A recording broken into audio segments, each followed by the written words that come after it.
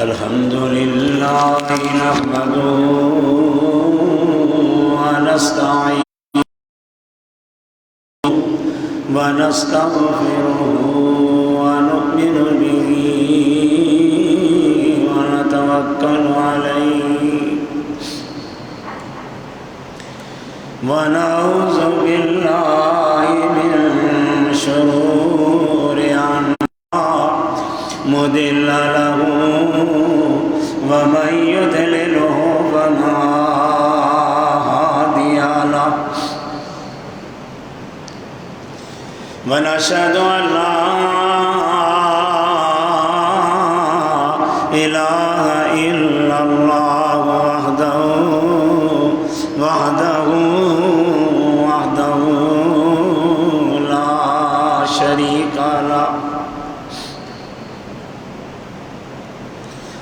لا شريك له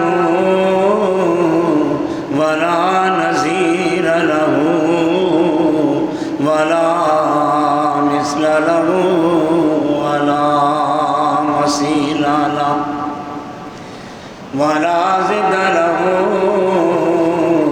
ولا ند له ولا إله غيره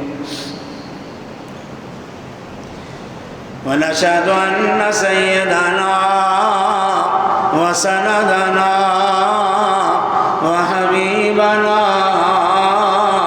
وشفيعنا وكريمنا ونذيرنا وبشيرنا محمدا عبده ورسوله إن الله وملائكته يصلون على النبي يا أيها الذين آمنوا صلوا عليه وسلموا تسليما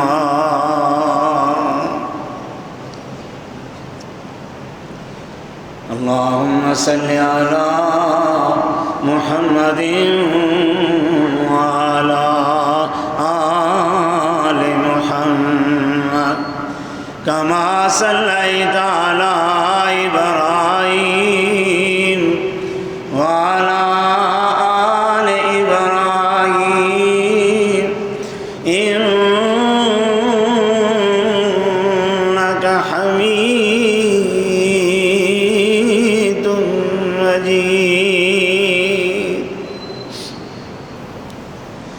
اللهم بارك على محمد وعلى آل محمد كما باركت على إبراهيم وعلى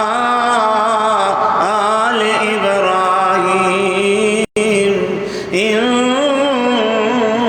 إنك حميد مجيد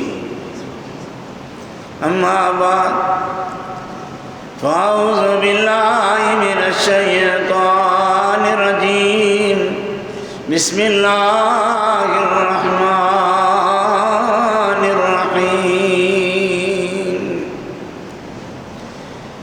يا أيها الذين آمنوا أطيعوا الله والرسول لعلكم ترحمون وقال الله تعالى في مقام آخر يا أيها الذين آمنوا ادخلوا في السلم كافة ولا تتبعوا خطوات الشيطان إنه لكم عدو مبين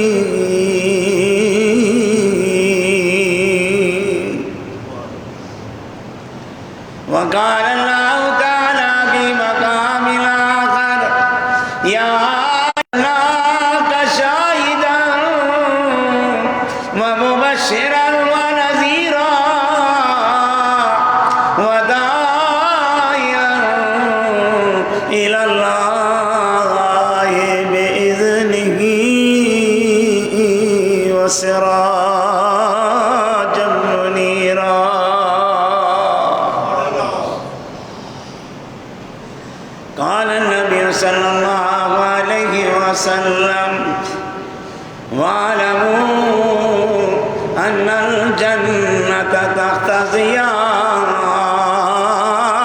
السيوف صدق الله العظيم وصدق رسول النبي الكريم ونحن على ذلك والشاكرين والحمد لله رب العالمين.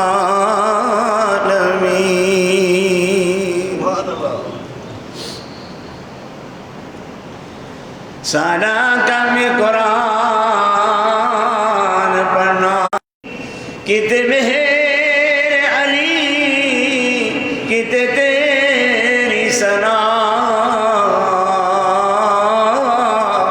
اے مشتاق اکھیاں کچھ جا اڑیاں مالی دا کم پانی دینا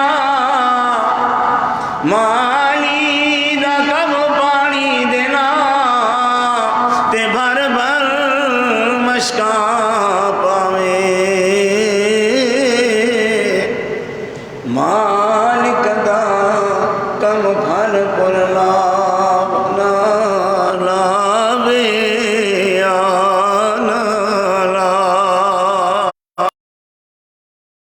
اس دن تینوں بھولے سی مغروری تیری جس دن کملی والا کہہ دے سی امت نہیں میری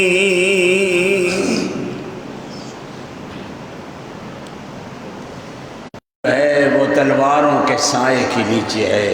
صدق اللہ العظیم و صدق رسول النبی الکریم. میرے واجب الاحترام بزرگوں، میں نے ابھی آپ کے سامنے قرآن پاک کی آیات تلاوت کی. سرور کائنات، فخر موجودات، ساقی کوثر، رہبر و رہنما، بدر الدجا، شمس الضحیٰ، احمد مجتبیٰ محمد مصطفیٰ صلی اللہ علیہ وسلم کا پیغام پڑھ کر سنایا.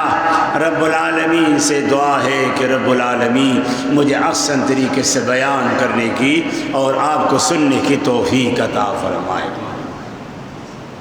انسان ہونے کی بنا پر غفور رحیم، اگر مجھ سے کوئی غلطی ہو جائے یا سامعین کے سننے میں کوئی خطا سرزد ہو جائے تو غفور رحیم ہماری ان غلطیوں کو معاف فرما. میرے بیان کر لینے کے بعد سامعین کے سننے کے بعد خدایا ہم سب کو اس پر عمل کرنے کی بھی توفیق عطا فرما. دعائیہ الفاظ کے بعد مختصر سے وقت کے لیے جو میں نے اپنی تقریر کا موضوع رکھا لو. اللہ تعالیٰ مسلمانوں سے یہ کہتا ہے، مسلمانوں اگر تم میری اور میرے رسول کی اطاعت کرو گے، میری اور میرے رسول کے نقش قدم پہ چلو گے تو پھر میں خدا تم پر رحم کرتا رہوں گا، تم پہ مہربانیاں کرتا رہوں گا، تم پہ اپنے فرشتے نازل کرتا رہوں گا، فرشتے مقرر کر دوں گا کہ اے فرشتوں تم اس بندے کے لیے مغفرت کی دعائیں کرتے رہو. اللہ تعالیٰ مسلمانوں کو کہتا ہے کہ پورے کے پورے اسلام میں داخل ہو جاؤ. اب یہ کیوں اللہ کہہ رہا ہے؟ ہم نے کلمہ تو پڑھ لیا، ہم مسلمان بھی ہو گئے، اب پھر اللہ کہتا ہے مسلمانوں اسلام میں پورے کے پورے داخل ہو جاؤ. اب پورے داخل ہونے کا کیا مطلب ہے؟ اب غور سے دیکھیے، ہم نے کلمہ رسول پڑھ لیا، ہماری زبان نے کلمہ پڑھ کے ہم نے اپنے اوپر مسلمان کا لیبل لگا دیا. اب کلمہ رسول پڑھنے کے بعد ہمارے چہرے پہ مسلمان کا لیبل لگا ہوا ہے.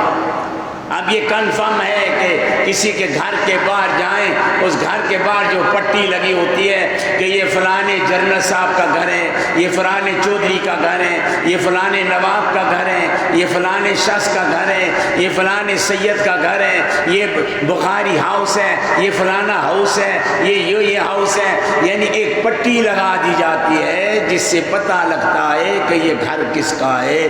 ہم نے بھی اپنے چہرے پہ مسلمان کی پٹی لگا کے بتا دیا کہ اس گھر کے اوپر، اس جسم کے اوپر ہم نے مسلمان کی پٹی لگا دی ہے۔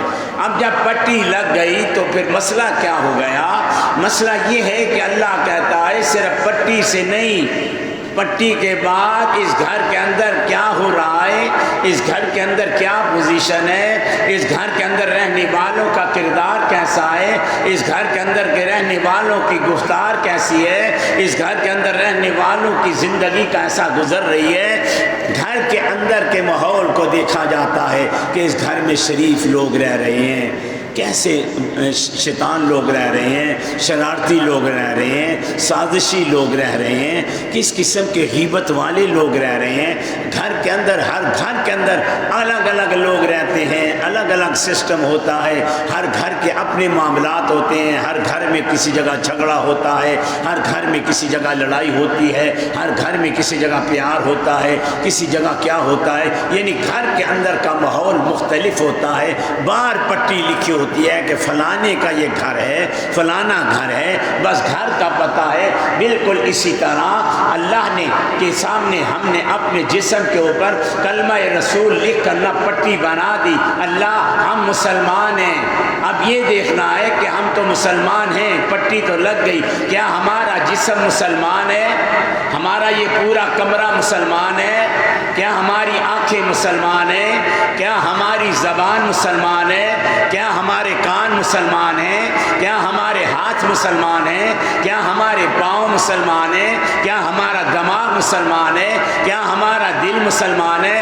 صرف زبان سے کلمہ رسول پڑھنے کے بعد لیبل لگ گیا، اندر ہمارا کردار کیا ہے؟ محمدی مسجد والوں، کلمہ رسول پڑھنے کے بعد سر کے بالوں سے لے کے پاؤں کے ناخن تک ہمیں پورے جسم کو مسلمان کرنا ہوگا۔ آنکھیں کیسے مسلمان کریں؟ شاہ صاحب کان کیسے مسلمان کریں؟ ہم ہاتھوں کو کیسے مسلمان کریں؟ ہم اپنے پاؤں کو کیسے مسلمان کریں؟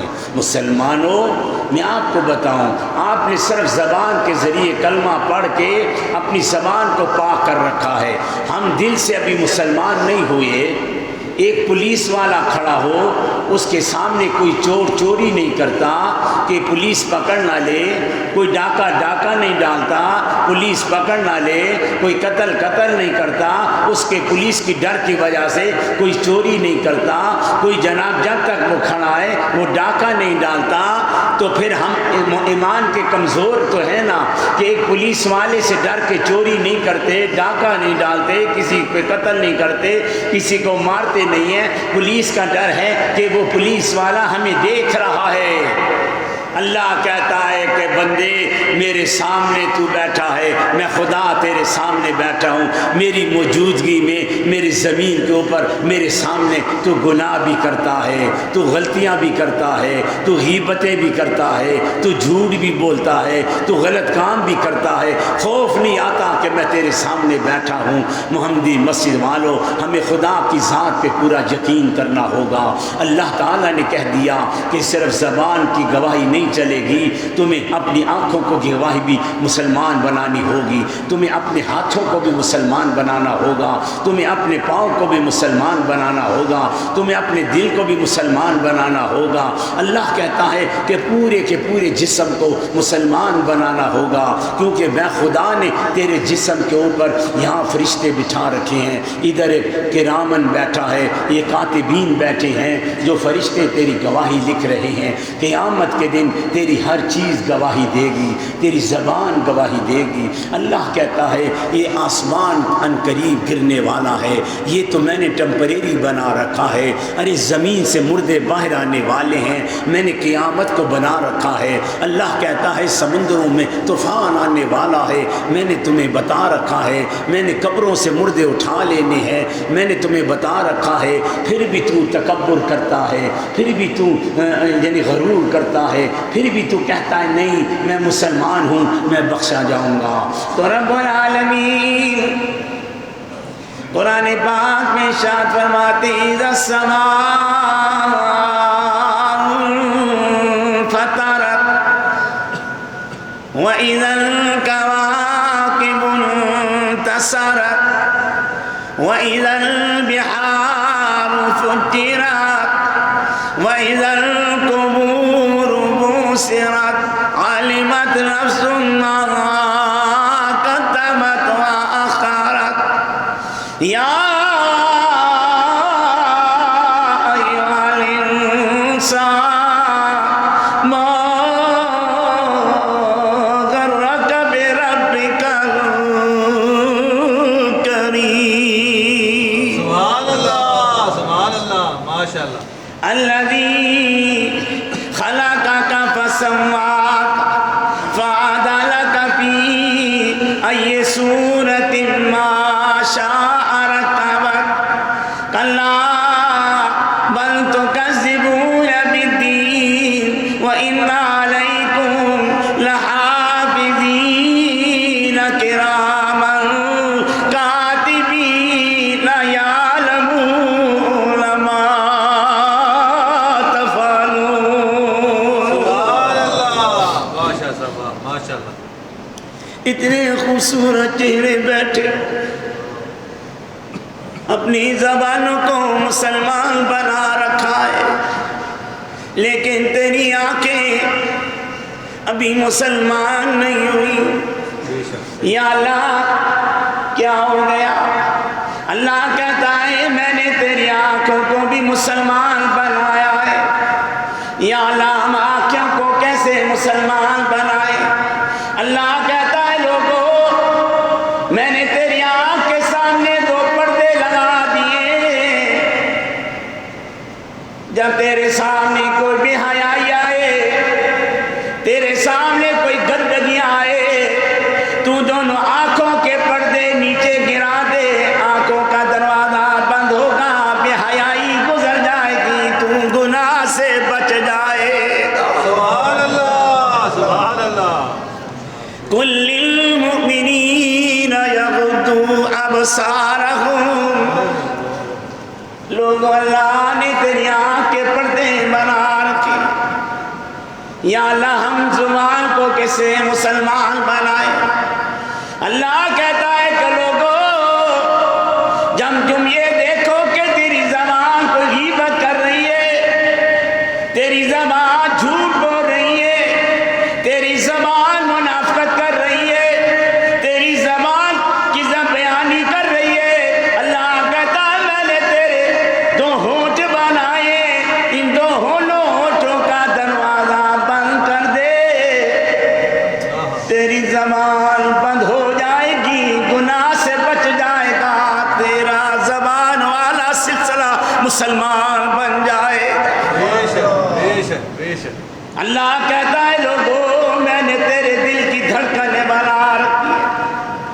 یا اللہ میرے دل میں دنیا کے وسوسے آتے ہیں، دنیا کے گندے خیال آتے ہیں، میرے دل کی دھڑکنوں میں نفسی خواہشات آتی ہیں، میرے پاس دولت ہے سکون کوئی نہیں، دولت ہے اطمینان کوئی نہیں، میرے پاس ساری زندگی کے خزانے موجود ہیں، میرا دل مطمئن کوئی نہیں، میں نمازیں پڑھتا ہوں سکون کوئی نہیں۔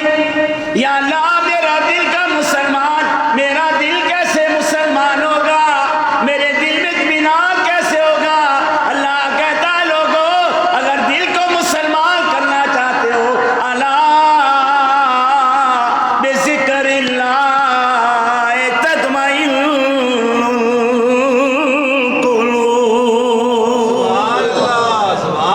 شاہ صاحب آج یہ تیرا دل مسلمان،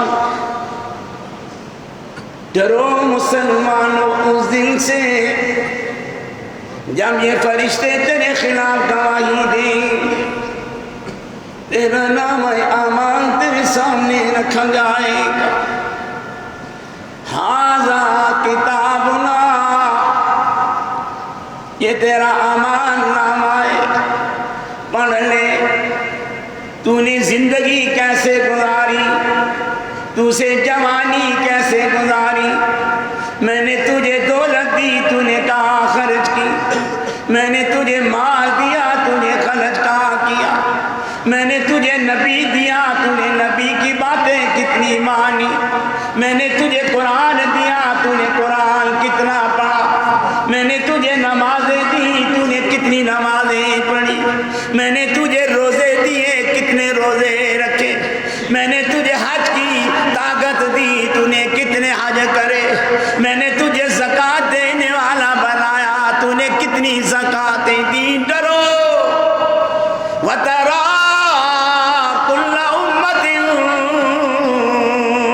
جَاثِيَةً، قیامت کے دن گھٹنوں کے بل بیٹھے ہوں گے، نامہ اعمال آئے گا، ڈرو گے رو گے، یوم یعض الظالم علی یدیہ یقول یا لیتنی اتخذت مع الرسول سبیلا۔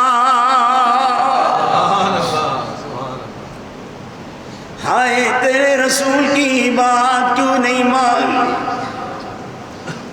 ہم نے تیرے رسول کی بات کیوں نہیں سنی، رو گے، اپنی انگلیاں چباؤ گے، کوئی چیز کام نہیں آئے گی، رو گے ربنا امتنا سنتین واحییتنا سنتین فاعترفنا بذنوبنا فهل إلى خروج من سبيل۔ ہر وقت ہر لمحے یہی دعا کیا کرو کہ اللہ قیامت کے دن ہم سب کو اپنے نبی پاک کی زیارت نصیب فرما دے۔ سکون چاہتے ہو، اطمینان چاہتے ہو، قیامت کے دن نبی کے پڑوسی بننا چاہتے ہو کہ قیامت کے دن حوض کوثر کا پانی پینا نصیب ہو جائے، اس کے لیے ہمیں کیا کرنا ہوگا؟ وہ دیکھو میرے رسول مسجد نبی میں بیٹھے، کچھ مہمان آ گئے، دور سے سفر کر کے آئے، صحابہ بھی بیٹھے ہیں، آنے والا جو قافلہ تھا نا محمدی مسجد والوں،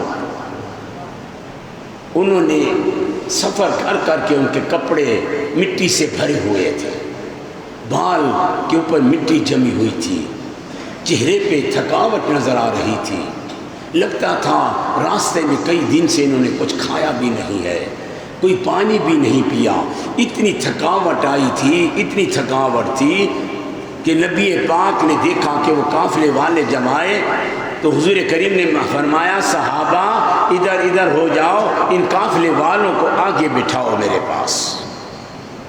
اب قافلے والے سامنے آ کے بیٹھ گئے، حضور کریم نے دیکھا کہ تھکے ہوئے ہیں، ان سے بعد میں ہم گفتگو کریں گے، فرمایا کہ بلال میرے ان مہمانوں کو کمرے میں لے جاؤ، انہیں تھوڑا آرام کرواؤ، جب ان کی تھکاوٹ ختم ہو جائے گی پھر ان کے کوئی کھانے کا بھی انتظام کریں گے، کچھ پینے کا بھی انتظام کریں گے، پھر دیکھتے ہیں ابھی تھوڑا سا آرام کراؤ، کیونکہ یہ جو میرا قافلہ آیا ہوا ہے نا مجھ سے ملنے کے لیے، جو وفد آیا ہوا ہے نا، اب میں آپ کو بتانے لگا ہوں محمدی مسجد والوں، زندگی کا سکون کیا ہوتا ہے، زندگی کا اطمینان کیا ہوتا ہے، ہم اپنی زندگیاں کیسے گزار رہے ہیں، یہ میں آپ کو نبی کے کردار سے بتانا چاہ رہا ہوں کہ حضور کریم کے مہمان آئے، حضور کریم نے فرمایا صحابیوں تم اتنی دور سے تشریف لائے ہو، تم تھکے ہوگے،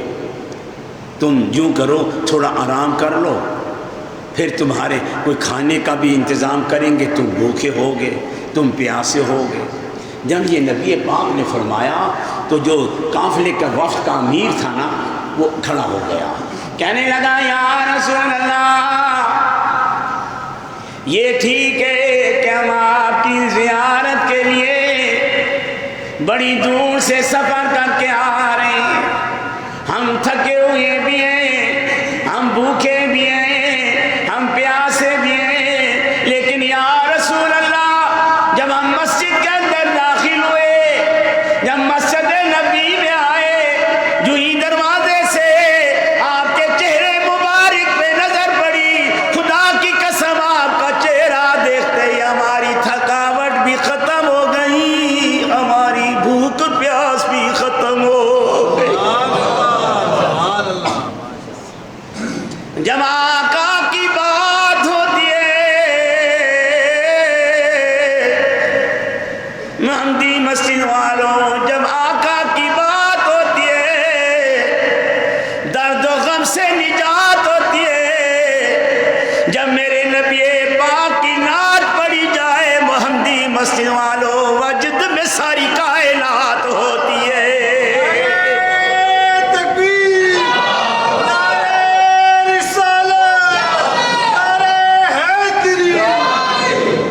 کیا بات ہے! صحابی کہنے لگے یا رسول اللہ تھکاوٹ بھی ختم ہو گئی،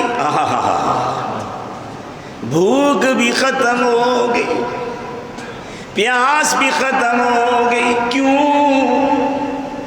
کیونکہ انہوں نے میرے نبی کا چہرہ دیکھا، میرے نبی کا حسن دیکھا، میرے نبی کا چہرہ دیکھتے ہی مہدی مسجد والوں تھکاوٹ بھی ختم ہو گئی، بھوک اور پیاس بھی ختم ہو گئی۔ اللہ تعالیٰ نے میرے نبی کے چہرے میں کتنا سکون رکھا ہوا ہے، تو اللہ نے اس قرآن میں کتنا سکون رکھا ہوا ہے۔ صحابی اٹھے، نبی پاک نے فرمایا صحابی میرے مہمانوں کو گھر لے جاؤ، انہیں کوئی کھانا پینا کھلا دو۔ ٹھیک ہے یا رسول اللہ۔ وہ مہمانوں کو لے گیا، بیوی سے پوچھنے لگا، بیوی کچھ کھانے کو موجود ہے کہ کچھ نہیں؟ کہا تھوڑا سا گوشت، تھوڑی سی روٹیاں ہیں۔ ٹھیک ہے یہ کھانا تیار کرو۔ مہدی مسجد والوں کو کہانی نہیں سنانے لگا، آپ کا ایمان تازہ کرنے لگا۔ صحابی مہمان بیٹھ گئے، شام رات کا نمائے، میزبان صحابی نے کھانا تیار کیا، روٹیاں رکھی، رو رہا ہے۔ بیوی کہنے لگی میاں کیوں رو رہا ہے؟ فرمایا بیوی مہمان رسول آئے، اگر آج میں ان صحابیوں کو کھانا نہیں کھلا سکا تو میں اپنے نبی کو کیا چہرہ دکھاؤں، کیا صورت دکھاؤں؟ میں اپنی روٹی لے کے جا رہا ہوں۔ بیوی کہنے لگی میاں یہ میرے حصے کی روٹی لے جا، میں بھی رات بھوکی سو جاؤں گی۔ مہدی مسجد والوں بات ختم نہیں ہوئی، صحابی رسول کے دو ننھے ننھے بچے کہنے لگے ابا آج ہمارے حصے کی بھی روٹی لے جا، ہم رات بھوکا سو جائیں گے، نبی کے مہمان بھوکے نہیں رہنے جائیں۔ مہدی مسجد والوں دنیا کی کہانیاں پڑھتے ہو، کبھی میرے نبی کے صحابہ کا کردار پڑھا کرو۔ کھانا آ گیا، اب بات کیسے شروع ہو رہی ہے؟ مہمان صحابی نے، میزبان صحابی نے صحابیوں کے سامنے دسترخوان بچھایا، کھانا رکھا، رات کا لمحہ ہو گیا، اندھیرا چھا گیا۔ اس صحابی رسول نے کیا کیا؟ چلتے چلتے دیا چل رہا تھا، اس دیے میں تیل اور دیا بتی جل رہی تھی، چلتے چلتے اس دیے کو پھونک مار کے بجھا دیا، دیا بجھ گیا، اندھیرا ہو گیا، کچھ بھی نظر نہیں آ رہا تھا، اندھیرا تھا۔ صحابی کہنے لگا دوستو تم کھانا شروع کرو، میں تمہارے لیے پانی لے کر آتا ہوں۔ وہ کہنے لگے نہیں، تم پانی لے آؤ، اکٹھا کھانا کھاتے ہیں۔ وہ صحابی میزبان رسول کیا کرتا ہے؟ کٹورا پانی کا بھر کے لا کر رکھ کر کہتا ہے چلو دوستو کھانا شروع کرو۔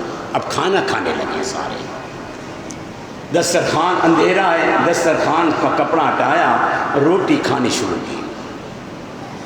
یہ واقعہ کیا عجیب بات، اپنے کردار بناؤ، او گفتار کے غازی نہ بنو، کردار کے غازی بنو، قیامت کے دن گفتار کام نہیں آئے گی، تیرا کردار تیرے کام آئے۔ قبر میں تیرے سے یہ پوچھا جائے گا بتا تیرا خدا کون ہے، تیرا مصطفیٰ کون ہے، تیرا دین کیا ہے، صرف 3 سوال ہوں گے۔ نہیں پوچھا جائے گا تو بریلوی ہے یا تو دیوبندی ہے یا تو شیعہ ہے یا تو اہل حدیث ہے، کچھ بھی نہیں پوچھا جائے گا۔ محمدی مسجد والوں، قبر میں صرف خدا اور میرے مصطفیٰ کا پوچھا جائے گا۔ کن بکھیڑوں میں پڑے ہوئے ہیں۔ کہتے ہیں کہ صحابی رسول سے مہمانان صحابی کہنے لگے اے صحابی ہمارے ساتھ کھانا کھاؤ نا۔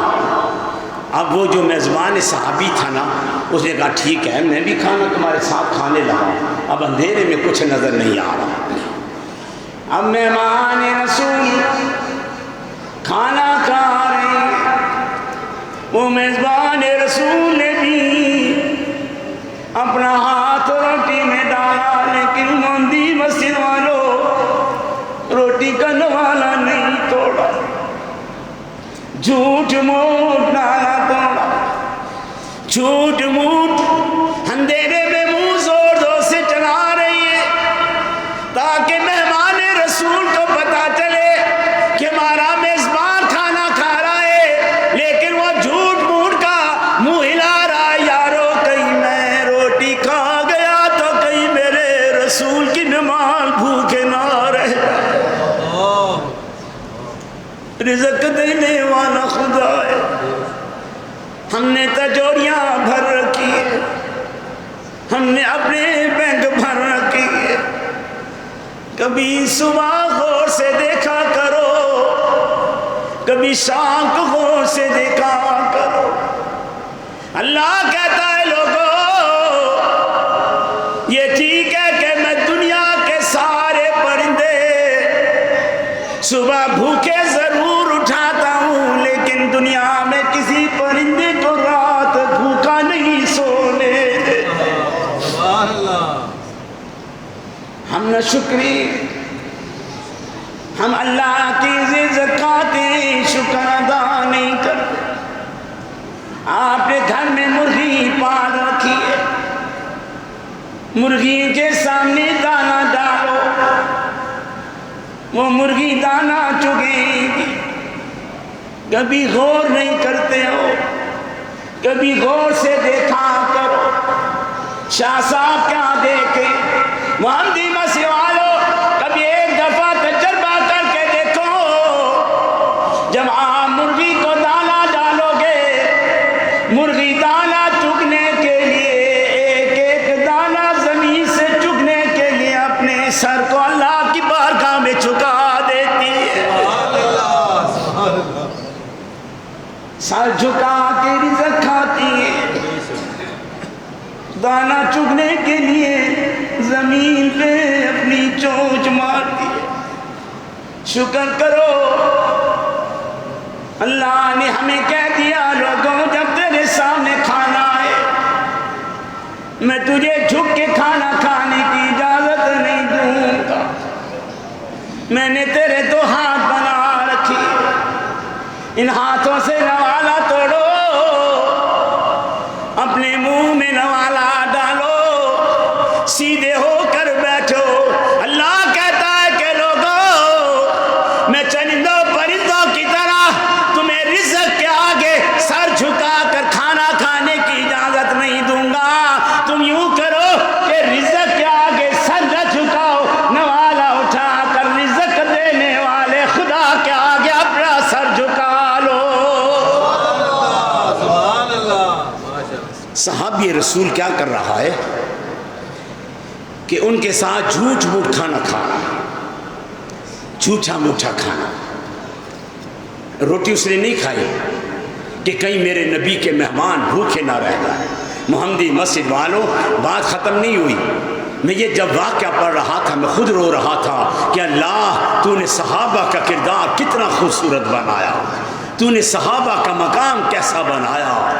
وہ صحابی رسول نے کیا کیا؟ خود کچھ نہیں کھایا، رات بھوکا سویا، نبی کے مہمان بھوکے نہ رہ جائیں. ہمارے ہاں محمدی مسجد والوں، میری بات کا برا نہ منانا، ہمارے ہاں مہمان نوازی ختم ہو گئی، ہمارے گھروں میں دسترخوان ختم ہو گئے، ہمارے گھروں میں رزق ختم ہو گیا، ہماری تنخواہوں میں برکتیں باقی ختم ہو گئی. پہلا زمانہ ہوتا تھا ایک آدمی کماتا تھا، 20 آدمی بیٹھ کے کھانا کھا جاتے تھے. آج 20 کماتے ہیں، ایک کو بھی کھانا پورا نہیں ہوتا. کیا ہو گیا؟ کیا رزق کم ہو گیا؟ کیا زمین سکڑ گئی؟ کیا رزق ختم ہو گیا؟ نہیں، اللہ کہتا ہے زمین بھی اتنی کی اتنی ہے، رزق بھی اس سے بڑھ کر پڑا ہوا ہے. ارے ساری چیزیں میں نے زمین کے پردے میں چھپا رکھی ہیں. بندے جب تک تو میرے سے تعلق نہیں جوڑے گا، میں زمین کے رزق کے دروازے تیرے لیے کبھی نہیں کھولوں گا. رزق کے دروازے کھولنا چاہتے ہو؟ صحابی رسول نے کیا کیا؟ کھانا کھا لیا، بات ختم نہیں ہوئی، خوبصورت بات بتانے لگا ہوں کہ آپ کا ایمان تازہ ہو جائے گا. صحابی رسول جھوٹ موٹ کا نوالا کھا رہا ہے کہ نبی کے مہمان بھوکے نہ رہ جائے. صبح کا نماز کا وقت ہوا، صبح کی نماز صحابہ نے میرے نبی کے پیچھے پڑھی. محمدی مسجد والوں سے غلاموں پہ قربان جاؤں جن کا امام میرا نبی بنا ہوا ہے. میرے رسول کے پیچھے نماز پڑھنے والے نمازیوں کا کیا مقام ہوگا. جب نماز ختم ہوئی، حضور کریم نے اس صحابی رسول کو قریب بلایا، اپنے سینے سے لگا کر نبی نے فرمایا، اے میرے یار، اللہ تعالیٰ کو تیرے رات والا منظر اتنا خوبصورت لگا ہے کہ اللہ نے مجھے صبح وہی نازل کر کے کہا، میرے محبوب، یہ جو آپ کا غلام آپ کے پیچھے نماز پڑھ رہا ہے، مجھے اس کا رات والا کردار اتنا پسند آیا ہے کہ میں نے صحابی کو قیامت تک آپ کا پڑوسی بنا دیا ہے. زندگی کے بکھیروں میں پڑنے کا. بیت المقدس میں کیا ہو رہا ہے، آج فلسطین میں کیا ہو رہا ہے. ہمارے جذبے کہاں ختم ہو گئے، ہم احتجاج کے محتاج بن گئے. ہم شیور مرغیوں کی طرح گڑبوں کے اندر بیٹھ کے صرف احتجاج کر رہے ہیں، ہائے کسائی ہمیں ذبح نہ کر دے. چلو یہ کیا ہو رہا ہے؟ بیت المقدس کون سی بیت المقدس؟ وہ بیت المقدس جسے حضرت سلیمان علیہ السلام نے جنات کے ذریعے سلیمان کھڑے ہو کر جنات بیت المقدس بنا رہے تھے. اس بیت المقدس کا ذکر خدا نے عرش معلیٰ پہ پہلے ہی کر رکھا تھا. فرمایا کہ یہ وہ بیت المقدس ہے جہاں میرے نبی نے 1,24,000 انبیاء کو نماز پڑھائی ہے. فرمایا قبلہ اول ہے جو آج یہودیوں کے قبضے میں ہے. آج فلسطینیوں پہ کیا ظلم ہو رہا ہے. آج بچوں کے ویڈیو دیکھو، وہ احتجاج کرنے والے مسلمانوں، وہ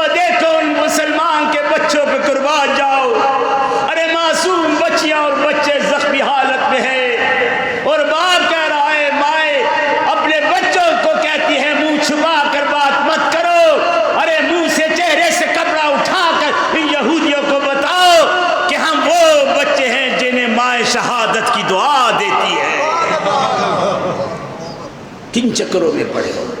کسی مسلمان ملک نے کوئی بات اٹھائی، کسی نے ان کی مصنوعات بند کی، صرف سکے پہ احتجاج پہ کریندے ہو۔ کون سا بیت المقدس؟ میرے نبی پہ جب نماز فرض ہوئی، حضور کریم بیت المقدس کی طرف منہ کر کے نماز پڑھاتے تھے۔ ایک دفعہ نبی پاک بیت المقدس ادھر ہے اور خانہ کعبہ ادھر ہے، یعنی مشرق کی طرف بیت المقدس آتا ہے، مغرب کی طرف خانہ کعبہ آتا ہے، اور حضور کریم جو نماز پڑھاتے تھے نا، وہ بیت المقدس کی طرف منہ کر کے نماز ادھر پڑھاتے تھے۔ اور ایک دفعہ حضور کریم نماز پڑھا رہے تھے نا، نماز پڑھاتے پڑھاتے جبرائیل نماز کی حالت میں آیا، کہنے لگا اللہ کے رسول انی وجہت وجہی للہ، اپنے چہرے کو بیت المقدس سے موڑ کر بیت اللہ کی طرف کر۔ اب نماز کے اندر ہم نماز سے تھوڑا سا ہلے جلے ادھر ہوں نماز ٹوٹ جاتی ہے، لیکن اللہ کے نبی کو حکم دیا گیا کہ میرے نبی اپنے چہرے کو بیت المقدس سے موڑو اور موڑ کر بیت اللہ کی طرف منہ کرو۔ نماز کی حالت میں نماز ختم ہو جاتی تب بھی اللہ کہہ دیتا، لیکن حکمت کیا تھی یہ بتانے لگا۔ نماز بھی کیوں فوراً کہا کہ ہونے منہ پھیرو، بس ہونے جلدی جلدی نماز دے اندر ہی اکلی رکعتاں بیت اللہ تیرے منہ کر کے پڑھو۔ حضور کریم نے کیا کیا؟ نماز میں وحی آئی اور حضور کریم نے اسی حالت میں اپنے چہرے کو نماز کے اندر ہی قیام میں کرتے کرتے اپنے منہ کو بیت اللہ کی طرف کر لیا، سلام پھیرا۔ حیران رہ گئے۔ کیوں حیران ہوئے؟ اب سنیے آپ۔ دیکھا کہ حضور کریم نے منہ ادھر کیا ہے تو سارے صحابہ کا منہ بھی بیت اللہ کی طرف ہے۔ حضور کہنے لگے اوہ صحابیوں، وہ یہ تم نے کیا کیا؟ چلو مجھے تو اللہ نے حکم دیا تھا کہ میرے محبوب بیت اللہ کی طرف منہ کرو، تمہیں کس نے حکم دیا اور تم نے کس کے کہنے پہ منہ ادھر پھیر دیا؟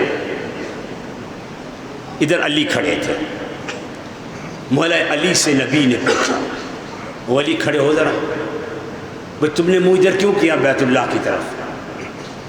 اب حضرت علی ذہین تو تھے، کہنے لگے اللہ کے رسول میں نے نا حضرت عثمان غنی کے ساتھ کندھا جوڑا ہوا تھا، تو میں نے دیکھا کہ عثمان غنی کدھر موڑ رہا ہے، تو میں نے اس کندھے کے ساتھ جوڑتے جوڑتے اپنا کندھا بھی غنی کے ساتھ جوڑتے ہوئے منہ بیت اللہ کی طرف کر لیا، مجھے تو پتہ ہی کچھ نہیں۔ حضرت علی نے جان چھڑا لی، حضور نے حضرت عثمان غنی کو پکڑ لیا، اے عثمان تم بتاؤ بھئی تم نے کس سے پوچھ کر منہ ادھر کیا؟ تمہیں کس نے کہا تھا منہ ادھر کرو؟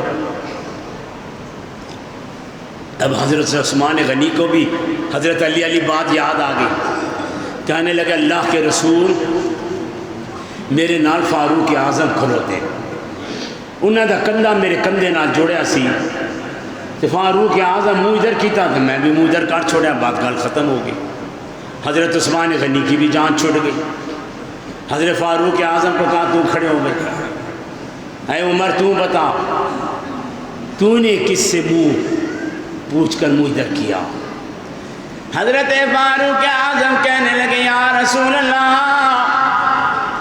میرے دائیں ابو بکر صدیق کھڑی ہوئی اور ان کا منہ ادھر ہوا، میں نے انہیں دیکھے میں عمر نے بھی بیت اللہ کی طرح منہ کر لیا۔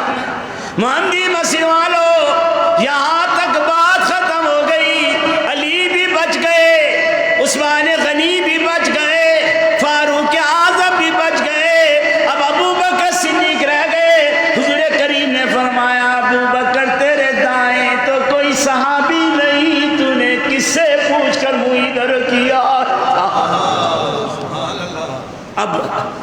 اب میرا ابو بکر کیا جواب دیتا؟ اب سنو اس کے رسول کیا ہوتا ہے، این یہ زبانی عاشق رسول بڑے ہوئے ہیں، اصلی عاشق رسول کیا ہے میں آپ کو سناتا ہوں۔ حضرت ابو بکر صدیق کھڑے ہو کے رونے لگے، حضور کریم آیا، سارے صحابی کہنے لگے اب دیکھتے ہیں ابو بکر کی جواب دینا ہے۔ حضرت علی بھی دیکھ رہے، عثمان بھی دیکھ رہے، عمر بھی دیکھ رہے ہیں، سارے صحابہ بھی پیچھے دیکھ رہے ہیں کہ ابو بکر کیا جواب دے گا۔ واقعی ابو بکر دے دائیں طرف تے کوئی صحابی بھی کوئی نہیں، انہاں تے کیا کہ ساڑھے دائیں طرف ہے، دائیں طرف ہے، دائیں طرف ہے، لیکن ابو بکر دے دائیں طرف تے نمازی کوئی نہیں۔ اب ابو بکر کیا جواب دے کر نبی کے سامنے اپنی جان چھوڑائے۔ حضور کریم نے فرمایا ابو بکر اب تم بتاؤ تم نے کس سے پوچھ کر منہ بیت اللہ کی طرف کیا؟ حضرت ابو بکر صدیق رونے لگے، یا رسول اللہ مجھے کچھ پتہ نہیں، بیت المقدس کدھر ہے؟ مجھے کوئی پتہ نہیں بیت اللہ کدھر ہے یا رسول اللہ۔ جب میں نماز پڑھتا ہوں میری نگاہیں آپ کے چہرے مبارک پہ ہوتی ہے، میں آپ کے چہرے کو دیکھتا ہوں جدھر آپ کا چہرہ پھر رہا تھا، مجھے ابو بکر کی آنکھیں بھی ادھر جا رہی تھی، میرا چہرہ بھی ادھر جا رہا۔ میں نے تو بیت المقدس نہیں دیکھا، میں نے بیت اللہ نہیں دیکھا، میں نے صرف یا رسول اللہ نماز پہ آپ کے چہرے کی زیارت کرتا رہتا ہوں۔ مال و زر، مال و زر